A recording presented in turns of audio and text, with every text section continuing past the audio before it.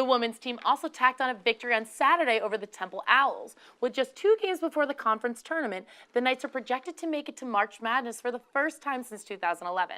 Jeremy, what has this team done to get where they're at? That's two it? more years, I think 2. All right, hot take by Andre. You heard it here first. After a high-scoring AFC championship and a competitive NFC championship, it was safe to believe that Super Bowl 53 would be just as intense and entertaining. Oddly enough, the only touchdown of the game came in the 4th quarter. Do you think this low-scoring outage of the Super Bowl and the mostly defensive game that it was made for a boring championship? Welcome back to Hitting the Field.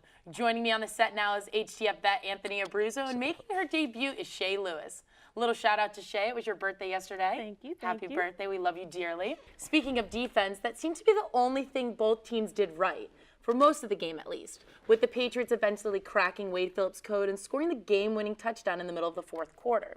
What could the Rams have done better, and what do you think their chances of making it back to the Super Bowl anytime soon? Over the weekend, the Knights faced nationally ranked Auburn in a 3-game series. Auburn took game 1 on Friday, and UCF evened up the series on Saturday, setting up a rubber match on Sunday. Yesterday's game was flooded with offense as Auburn won 13-9.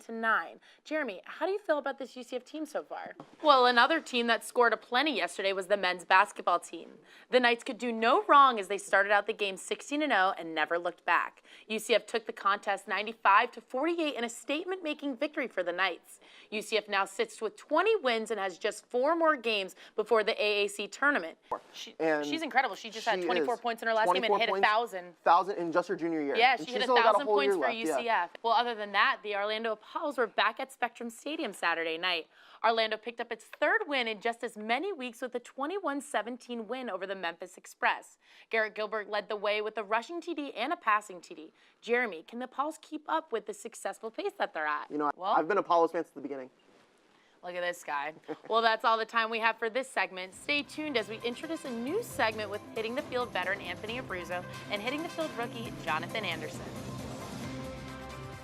I do feel that I understand why everyone's saying, hey, he should not play, but then I totally see why he should play because he's going to school solely based off his talent. Right. I mean, He is 2 points away from having his record season that he had last year. I think it was 97 points. He's at 95 right now. He's got a week. I think he can make it happen. so are we in agreement, Jess, or are you going to go against Heath?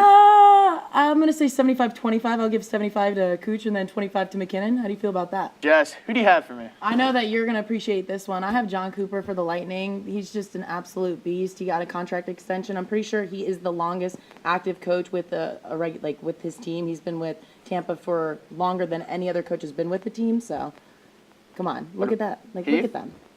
I mean, unheard of. And this is Vassy, right? This is who you're choosing? He missed an entire month. All right, and I'm going to cut you off here because when you've got Kucherov, 122 points. You've got Stamkos, 93 points. Are they you've defensemen? got Point, 90 points. You've got Hedman, 54 points. When you've got players like that in front of you, you're telling me you don't feel a little bit more relaxed? Matt Barzal is number 1 in their points on their team, and he is still behind 3 players for Tampa. There are 3 more players ahead of the top player with points on the Islanders. Okay, so I'm probably going to sound cliche, but Brent Burns, that guy's amazing. He's got, he's got 79 points, 28 power play points. He's got 79 points. People that are forwards can't even get that many points. Tampa, dude, they're going to do everything. They're going to Tampa kind of gets me mad because I'm a Florida Panthers fan, and the fact that the Florida Panthers stink, it just makes it that much worse.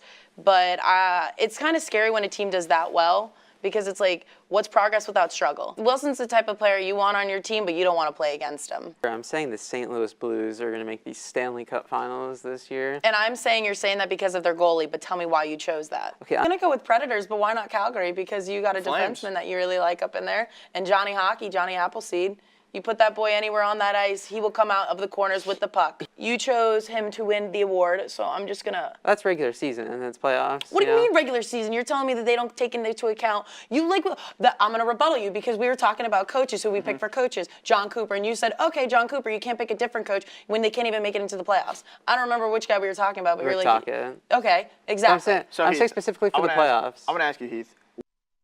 Back to Hitting the Field. For the 3rd year in a row, Hitting the Field will be having an NFL draft show, and this year we're going to try to make things a little different. Although we will still be going over almost every pick in the first round, this year we plan on making the show more open and personal when it comes to breaking down each draft pick.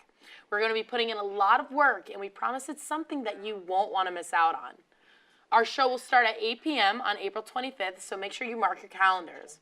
Also, in a couple of weeks, we will debut a March Madness show where we will go over the 68 teams that are ready to dance in March. The shows will be 45 minutes, and there will be a special guest host. Who might that be? I don't know. I guess you're going to have to find out. We hope to see you there. Thanks for tuning in with us today. Make sure you guys follow us and keep up with us on Twitter and Instagram. And check out our YouTube page for past episodes and other quality content. Thank you so much, and we'll see you next time. We're looking forward to everything. Thanks again. Things gon' change when I really hit the field. Undefeated champs, man, you know what's the deal. Tryna find a kid, I'm in the field doing drills.